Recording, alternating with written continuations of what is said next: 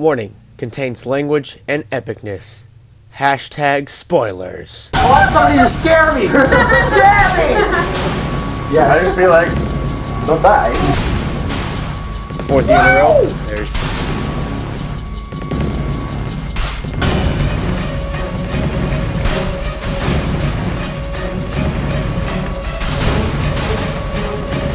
We're back again. I'm so far behind reviews, but we watched The Eye, and before we go on to the review, this was like one of the American Japanese adaptation films I wanted to put on there. I wanted to put more on there, but at the time they got all voted off except for this one. Now that I've seen it, I don't know.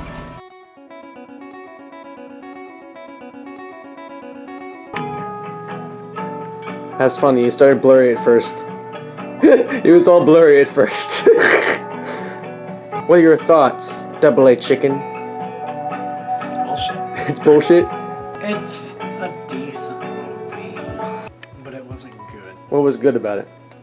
It wasn't good. What was decent about it?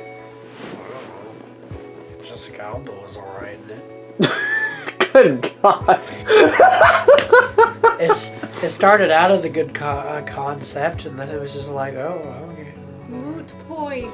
Like the entire movie, like you build up this concept. It's basically they built up this concept that was all right. It was a good concept, and then they made the ending contradict everything that just happened in the movie. It like fucked everything that just happened. Like none of it mattered. It was just like, okay, let's erase all that we just did with this ending. You know what's pretty sad? The part where she gets glass in her eye, that's in the end of the fucking trailer. So pretty much you see the entire movie in the trailer. In one trailer. Rating out of 10? I was gonna give it like a decent middle rating, but now that I've seen the ending, I want to give it like a 4.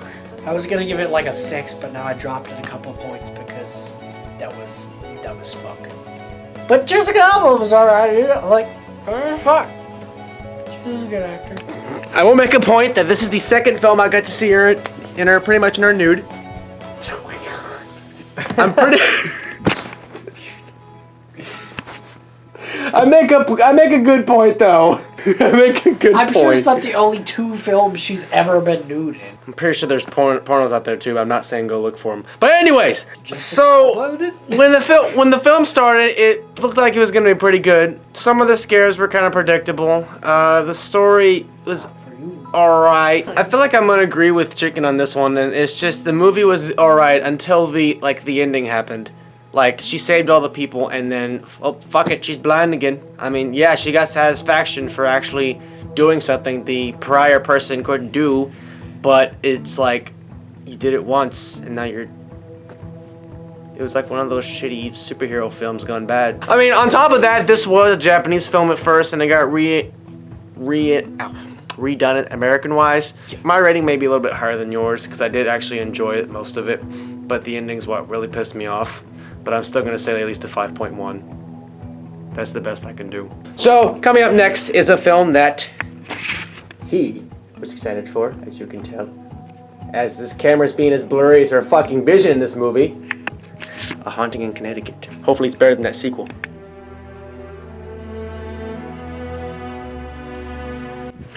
So we watched The Conjuring, and I'm going to let...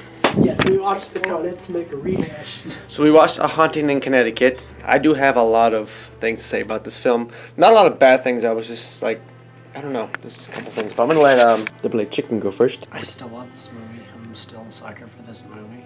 It's because you have a hard-on for Kyle? It's just a good movie. I like the concept. I like all of it. It's spot on. And for the era it was in, I mean, It was it's absolutely wonderful. Like, for the era it was in, the acting was spot on. It was good.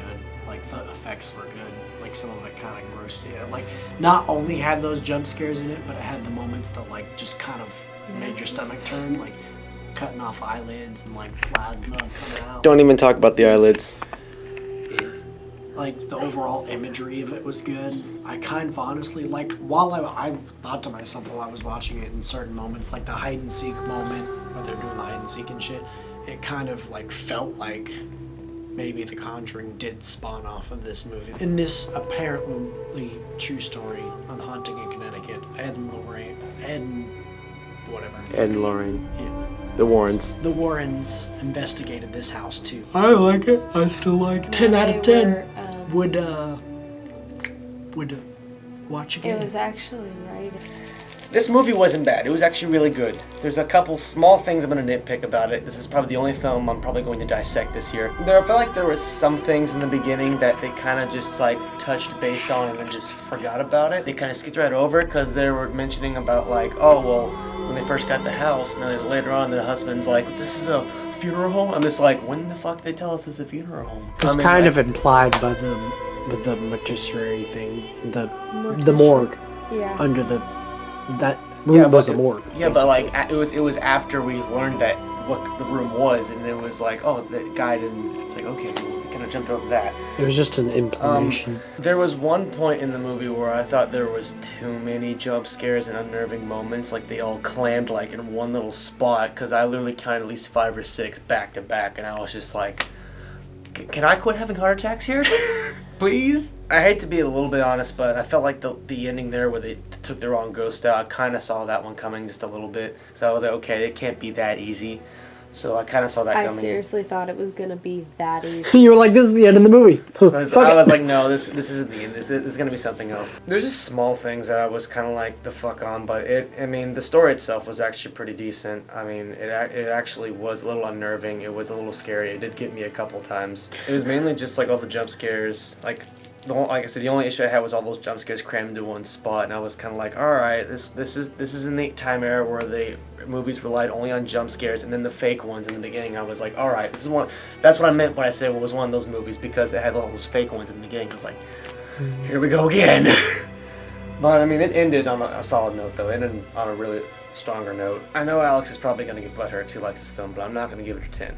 It's good, but it's not 10 material in my eyes. I would watch it again. I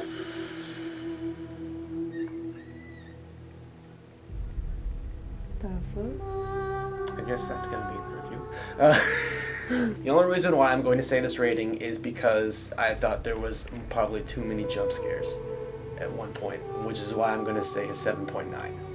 It's not terrible, but it's just like I felt like that one point in the movie, it was just kind of like too much. I was a little afraid of what Matt was gonna do, if he was gonna go in there and chop off the heads of the kids or what. But he was gonna go full fucking. Probably cut a couple of them apart while full Shining. Oh no, not the walls. No, or not the bodies. The live ones. The children. She thought he was gonna pull a Shining number and fucking try to murder his family. Pretty much. Yeah. Wasn't bad. It's just I thought there was too many jump scares in that one little part, but it was in the era where everyone was like, let's just shove everything scary in one part of the movie and just tell the rest of the story. But it's 2009, what do you expect?